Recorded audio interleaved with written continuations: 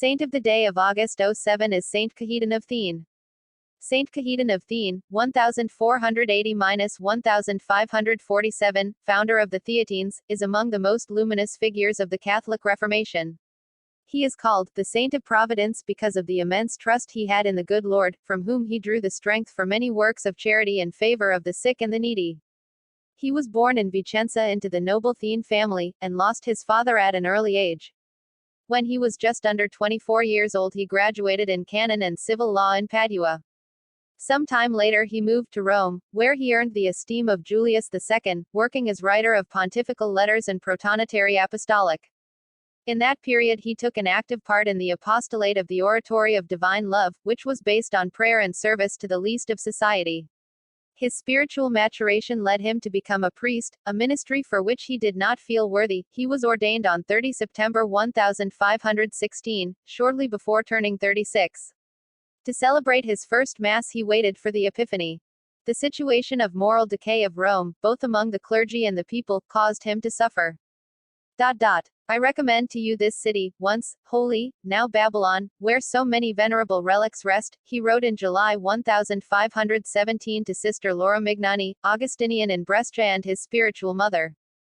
At Christmas of the same year, as he revealed in another letter to Sister Laura, he had an extraordinary mystical experience. Our Lady gave him the child Jesus to hold.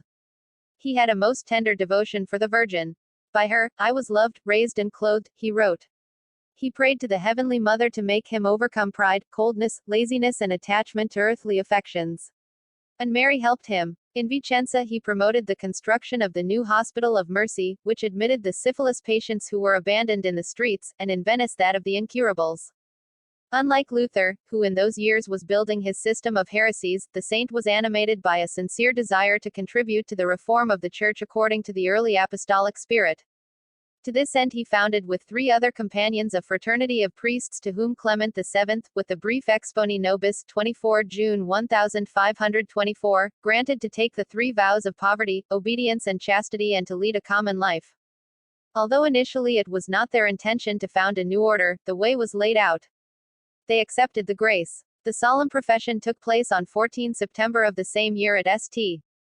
Peter's. Thus the Congregation of Clerics Regular Theatines was born, so called from Tete, or Thete, the ancient name of Chieti, a diocese in which one of the founders, Gian Pietro Carafa, the future Paul IV, had been bishop.